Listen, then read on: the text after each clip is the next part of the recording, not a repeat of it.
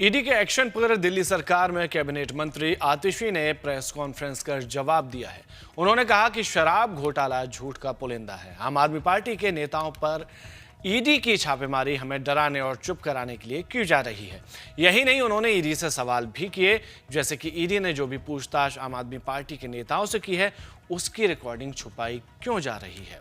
यदि ईडी के पास रिकॉर्डिंग है पूछताछ की तो बताएं, उससे दूध का दूध और पानी का पानी हो जाएगा। उन्होंने आगे कहा कि आप नेताओं और उनसे जुड़े लोगों के खिलाफ ईडी की छापेमारी चल रही है।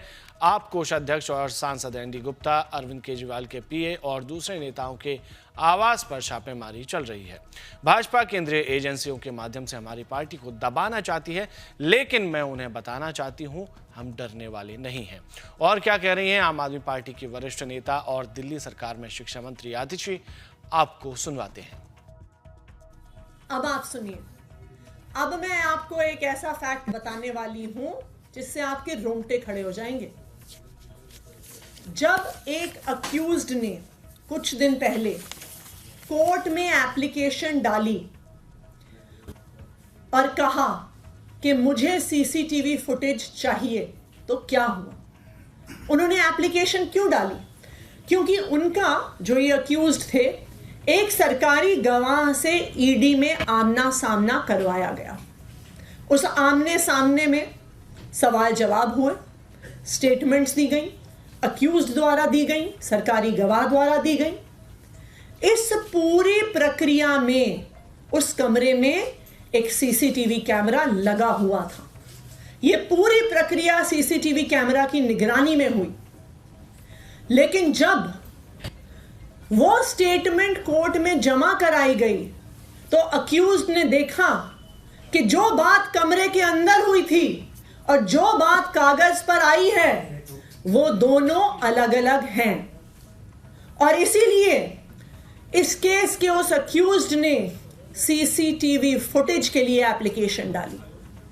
और आपको पता है, जब ईडी ने वो फुटेज दी तो उन्होंने उस फुटेज का ऑडियो डिलीट कर दिया। सिर्फ वीडियो फुटेज दी गई, ऑडियो फुटेज डिलीट कर दी गई और सारा एविडेंस कि वास्तविक तौर पे उस कमरे में क्या बात हुई थी, उस सारे एविडेंस को ईडी द्वारा डिलीट कर दिया गया है। और ना सिर्फ उस एक मैटर में, आम आदमी पार्टी के पास विश्वसनीय सूत्रों से ये खबर है कि जब से ये एक्साइज पॉलिसी का इन्वेस्टिगेशन शुरू हुआ है, पिछले 1.5 साल की सारी इंटेरोगेशन, सारे सवाल जवाब जो हुए हैं ईडी में, सबकी ऑडियो फुटेज को डिलीट कर दिया गया है इन्फोर्समेंट डायरेक्टोरेट द्वारा, ईडी द्वारा।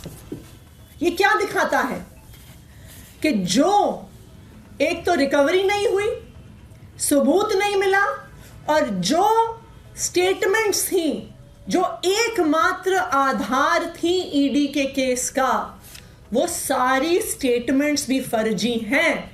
क्योंकि अगर स्टेटमेंट फर्जी नहीं होती तो आपको ऑडियो डिलीट करने की क्या जरूरत थी?